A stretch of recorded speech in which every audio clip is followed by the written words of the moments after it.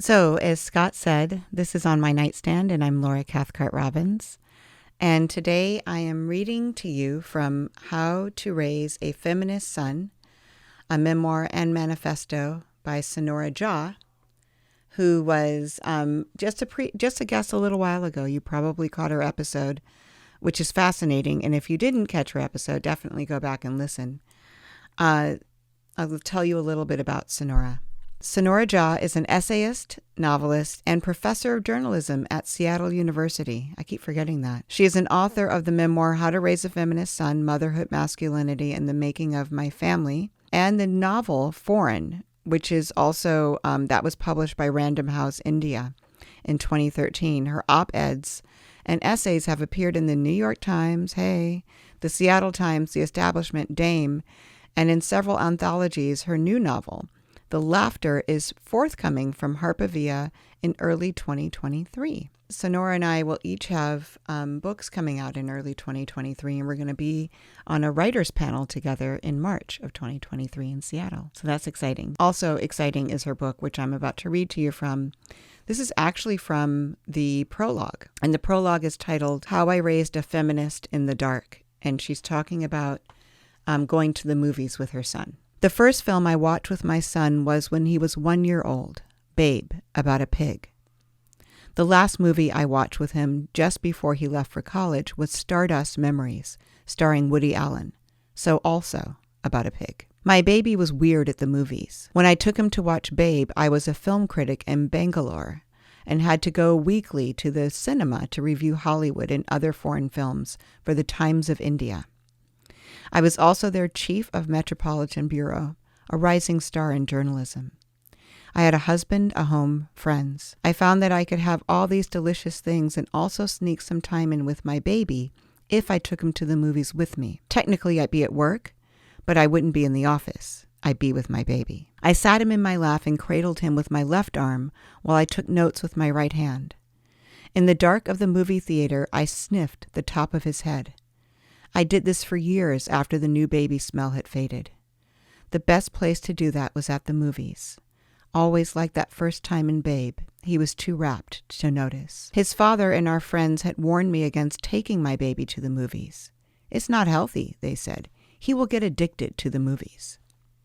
I could think of nothing better. He will cry. It's a nuisance for other viewers, they said. My baby sat wide-eyed, quiet as a mouse the whole time. I still remember the back of his neck, erect in the way that babies manage to keep their wobbly necks erect, even when they are taking in their world. What did he see on the screen that made him so mesmerized? The pig being adopted by the sheep? The farmer's troubles? The politeness of the child pig when he talks to the lady sheep? The hope in the film, the despair, the triumph of the pig who is the outsider at the dog show? Nothing? Bar-ram you, to your breed, your fleece, your clan be true. On a recent Mother's Day, some 20 years after that screening of Babe, my now strong-necked boy wrote me a letter on Facebook Messenger. This is often his last resort on the day when mailing cards from college is not an option. The letter was brief, and within that brevity was this. And perhaps best of all, I learned how to appreciate and critique art through all the time we spent together watching TV and movies on the big screen and on our various couches, pointing out plot holes, ridiculing the stupidity of different characters, and laughing. These are probably the fondest memories of my childhood. They'll always be with me, that I may rely on them in those times when I fear that I am alone, or I feel life is too lonely or boring or painful to persevere through. I never want him to feel that life is too lonely, but I do want him to know loneliness. It helps grow that muscle called empathy. It has him pick up the phone when I call him after sending the desperate text. Just watch Beatrice at dinner. I'm crying. It has him listen. It has him say, I cried like that at Daniel Blake. That movie broke my heart. May voices of young men all over America and India and Ireland and Saudi Arabia and Nigeria rise up together in a big thunderous chant. Something broke my heart. At Babe, and for the movies that came fast and faithfully in our life together thereafter, for as long as I could, I sat him on my lap and let my heart beat against his tiny back as I bobbed him gently on my knee. My heart grew strong. His back grew steady. When he was old enough to sit in the seat beside me, I'd lean over for popcorn and sniff his head. His father got a job in Singapore. I resigned from my rising star in Indian journalism role and followed him with our baby. The three of us went to the movies together then, but something was wrong. For one, I had no job. For another, my husband was having the time of his life, doing well in his career, traveling a lot, going to parties, to which I was oddly never invited. I grew listless. I was prescribed antidepressants. My little boy cried at the movies. Yes, his father and I shouldn't have smuggled him into the Devil's Advocate, where he was miserable because he was hot. In Titanic, he was anxious, frantic. Is the ship going to sink, Mama? Will they all drown? No, I said, and walked out with him and waited for his father in the lobby. For a few years in my son's imagination, those people on the RMS Titanic arrived at their destinations just fine and went on to live long lives. When my boy learned later in the books that the ship did indeed sink and those people did, in fact, drown, he never questioned me about why I lied.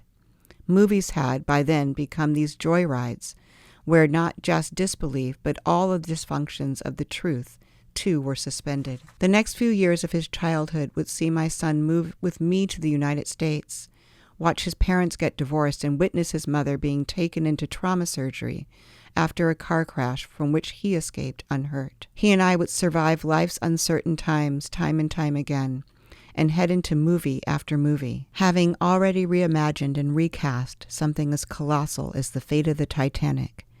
I now assembled the detritus of our small lives and reimagined how my boy and I would live and who we would be thereafter. I worked on a Ph.D., then got a job as a journalism professor in Seattle, and moved there to build a life for him and me, whatever we were, because I still didn't imagine we were a family. We developed a ritual. Anytime we travel, we go and watch a movie in that town. It was one way of exploring that town, he said, through its film-going spaces. It was just his way of getting to the movies, no matter what. And although I did not voice this to him, I knew that it was his way of finding something routine, normal, familiar, no matter where on that map he found himself, as his parents' worlds fell apart. In our everyday life, we had worries. At the movies, we had wonder. When we would visit my family in India, the trauma of the past would land on me afresh in the form of physical violence from my brother or harsh words from my mother. We still had movies, starring the dreamy Shah Rukh Khan. In India, our movies had intermissions in which you ate samosas. It hadn't taught my boy Hindi, so I had to whisper rapid translations into his ear as the movie played.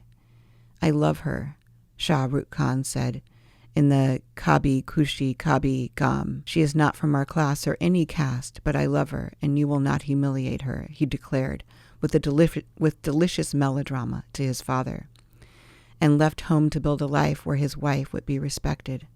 My boy nodded in the shadows. I believe he could tell that the movies were his mother's heartbeat. It was also where I felt safe and my feet felt steady. Back in Seattle, his friends' parents would take their kids to lake houses, or at least fishing at the lake. They'd take them to ski resorts in the winter and go canoeing in the summer. They'd take them camping. Being in nature is vital to a child's growth, they said. And yes, you can grow a feminist in the great outdoors. I also tried to go camping, to be in nature. I went sledding. But I'd had polio as a child and crushed my ankle in a car crash as an adult, so my damaged legs slowed everyone else down. At the movies, I was strong. On the way home, Gibran was chatty. When the sullen years of adolescence came, he still leaned in with wide eyes at the movies. So we met there, the best of him and the best of me. To your breed, your fleece, your clan be true. My boy saw happy at the movies. Perhaps happy isn't the right word. He saw me give myself over. As the world outside confused me and I took him along for the ride in my confusion, the world inside in the dark was the one in which we placed our trust. Tell me a story. I am here. Take me away from my story for a while.